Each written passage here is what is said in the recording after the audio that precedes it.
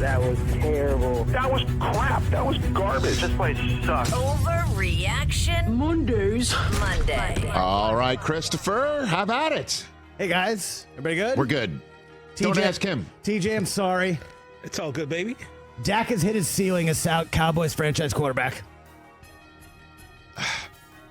I can't sit here and say that's an overreaction. I know. That's an overreaction. I'm not going to sit here and say it'll never happen there. I totally get why you're saying it. I totally understand I like the guy, that was unacceptable. He even admitted he sucked. And that's the words he used, not mine. I'm quoting him. So I can't sit here and say he'll never do it. I can't. With Dallas? I'd go with somewhere else. Correct. No, Maybe he needs a change of scenery. Or what if Belichick comes in and infuses him in a way with a mentality that Garrett nor McCarthy ever did? Just throwing that out there. Dak's going to be 31 this summer. How about a crazy ass? You want to talk about something crazy ass? What if Tomlin shows up there? Now we're talking. Well, I'm just saying, because I'm not. This is apropos of nothing or that I know anything. But if the Steelers lose today, and many Steelers fans get their wish, and Tomlin's free, why in the world wouldn't Dallas say, "Come on down here"? And suddenly he's hit his ceiling. That's what I'm saying. It's just. And I'm throwing it out here because we never could have thought last week in the first spin of the coaching carousel would spin that way, that would be off its axis. What if Vrabel puts on a cowboy hat? That's what I'm just saying. Or whatever happens there, McCarthy stays, they dial up the plays, and something else happens where they draft somebody who's so damn special, takes him the distance, and maybe a running back, because Pollard did not provide the punch that I thought it would be. I'm not blaming him. There's enough to go around. I'm just saying that I can't sit here today and say this is a proper, complete, and total accurate way of looking at it. So I'll call this an overreaction at the moment. What else? I know you disagree, but I get it. It's fine. It's fine. You know, Chris, just to jump in real quick. Yes, please. You're the Cowboy fan. Back in 1999... in 1998, I came to visit L.A. for the first time, fell in love with it, went back home to Pittsburgh, stayed in Pittsburgh for a year, and I was just not happy. I loved Pittsburgh, but I could sense, man, I saw something that made me go, maybe I should be there. And I went and had Chinese food for lunch, and my fortune cookie, which I still have to this day, said sometimes a change of scenery makes all the difference in the world.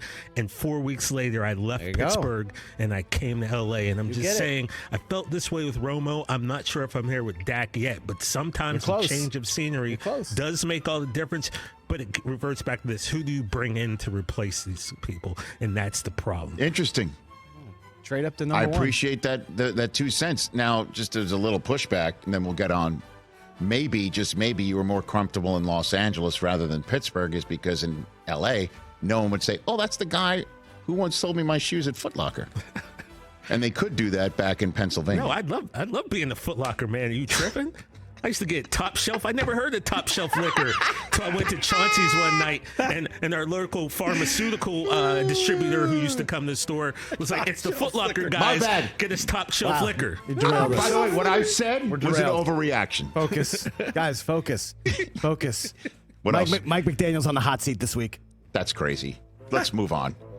There are definite improvements that can be made. I want to get Kurt Warner on this show. We were talking about this very subject matter that I'm about to broach. Not that McDaniel is on the hot seat, but what he brought up on Twitter is that the concepts that Tua is presented with offensively does not give him a comfort level or a better option when number one is covered. Number two, number three, progressions. He thinks that there's an issue with the scheme, which we're not hearing a lot about. So I want to bring him on to give more expert voice to it than I'm giving it while paraphrasing it. And so there's room for improvement. And I think McDaniel is smart enough to know that. But yeah, 2 playoff appearances and getting one and done, and different quarterbacks. Skylar Thompson last year, Tua this year. How about let's just get it at home and see? I mean, They had a chance to have that loss to the home game. Bills. That loss to the. But let's not also again. They were a shadow of themselves on defense because of Phillips and Chubb getting. Well, they didn't lose on Saturday because of the defense. They couldn't do anything. Well, it's also negative 30 degrees, and they weren't used to it. Win your home game. Win your home game. I don't think he's on the hot seat. What else? Rashee Rice is going to be a top 10 wide receiver next year. I like that. I don't think that's an overreaction. I'll take it. He showed up, didn't he? Mm-hmm. Most receiving yards by a Kansas City wide receiver in a playoff game since Tyreek Hill's $150 against the Bills in that famed divisional playoff game where they got those 13 seconds they needed and then went to overtime and won it. This kid's a ball. And he is he's gotten the most receiving yards of a Kansas City Chiefs, I think in a Kansas City Chiefs playoff game, period, not named Tyreek or Travis. I think that stat is correct. I have it somewhere here, and I'll get it accurately while I say that. I'll buy that. I don't know who I'm taking out of the top 10, but I also didn't think Justin Jefferson wouldn't be a top 10 receiver this year because of how injured he was. So I'll go buy that and ask you to move on if you don't mind. Let's go back to Dallas, where guys, it's clear. What are you laughing about? You're just like, move on if you don't mind. No, I'm just trying to be. I'm trying to be. Oh, here it is. Here's the stat. Oh, go ahead. Most receiving yards by a Chiefs player of the Patrick Mahomes era. Oh, got it. Not named Tyreek or Travis. So there you have it. What else, Chris? Guys, it's clear that Aaron Rodgers was holding the Packers back his last few years in Green Bay. His last few years in Green Bay, he won the MVP twice. Yeah, how'd he do in the playoffs? Stunk. Dude, this is a great example of what it sounds like to overreact to something. So Jordan Love made throws that Aaron Rodgers didn't, and thus he was the one holding them back. Did you see the touchdown to Romeo Doubs? Dude, it was beautiful. He did some incredible things. Albert Breer's going to come on in hour number 3 and tell some stories about what he heard from behind the scenes about just how good some of these throws were by Jordan Love. He put that in his MMQB column. Rodgers was holding them back in the playoffs last few years. But Chris, when you say that, so putting Jordan Love in his first or second year, he would have made those throws while he's the MVP. Aaron Rodgers is the MVP. Should he really have been MVP? Oh God, come on, dude. Let's not listen. I'm up for talking about Rodgers in a critical manner when he deserves it, but that's. But he's pretty bad. He was pretty bad in the playoffs his last few years. He missed some throws, that Jordan Love didn't appear to miss. But it was also a tight game. Let's see what happens against the same Niners team. Aaron Rodgers was also doing it at home. Aaron Rodgers had home games and lost. Let's see. Okay. All right. What else? Packers, Lions, NFC Championship game. Book it. Book it. I'm not booking that just yet. I'm not booking it. I think the Lions make the NFC Championship game. I think they win it at home against either one of the teams that are going to show up there. I think the Eagles are, they might flip the switch tonight. If they don't, I don't think the Bucs are better than the Lions in that building. And I certainly think that the Eagles are enough, even if they flip a switch, that the Lions shut them out. I mean, shut them down. Not out. Shut them down and kick them out. So I think the NFC Championship game is there. The Niners getting one and done by the Packers is possible. I'm not booking it. Book it is an overreaction. What else? DeMeco Ryans showed why he should be Coach of the Year. Okay. Yeah. I'll buy it. I'll buy it. He's terrific.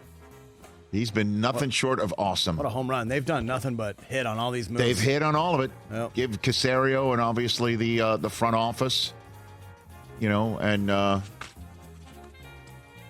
the ownership, give it up. They identified DeMeco and said, let's go get him. It certainly helped what he did in San Francisco, in addition to the fact that he's a Houston Texan former player, and he knows the area, and met his wife there. I mean, it was an obvious hire. I'm glad that they didn't make it more difficult than it needed to be. But yeah, I'll buy that. That's not an overreaction at all. We need one more. Okay. All right, we'll get one more. All right, last one, guys. All right, we're all idiots for thinking the Browns should trade Deshaun and keep Flacco. What were we thinking? And we kind of missed on that one. Well, The Flacco Sans, man, it was great. was great. We were in on it while it happened. guys, it was a moment in time. It was so fun. Okay, It was. a moment in time. Ah, It so was, fun. and You look to the back point where fondly we're at like, it. how in the world are they going to bring Deshaun back? Do I not? Serious people. I mean, maybe we're admitting that. All right. I mean, I would say not serious people is better than idiots. Yeah. I mean, that's a little harsh. That might be an overreaction, calling us idiotic. Text-wise, it just fit better on the... I can feel it. All right, we missed on that one. I mean, it's not we. It's However, some of us here. I will ask this. You know, we're talking about how some of the worst trades in the history of the NFL are afoot these days, right? Where does acquiring Deshaun Watson for a bunch of first-round draft choices and then losing to the team that traded you Deshaun in the playoffs rank, while Deshaun is hurt and watching Joe Flacco attempt it and throw back-to-back pick sixes in a playoff game, first guy since Rich Gannon did it in the Super Bowl years ago for the Raiders? Where does that rank? And you don't have a first-round pick again next year, and the Texans still were able to use a first-round pick that you gave them to get Will Anderson to go 2-3 and get D'Amico Ryans and then look so damn good moving on. Where does that rank in terms of worst trades? It might be the worst. So ever. Watson's got to come back, and he's got to prove that sense wrong. But we were off on that one. Yeah, just a little bit. That's not an overreaction. Again, Overreaction Monday pod. Look for it wherever you get your pods. First thing Tuesday morning, we'll have all 6 NFL playoff games in our quiver for that, wherever you get your pods. And then Susie and Amy will have What the Football on Tuesday as well. Catch the Rich Eisen Show every single day on the Roku channel, 12 to 3 Eastern, for free.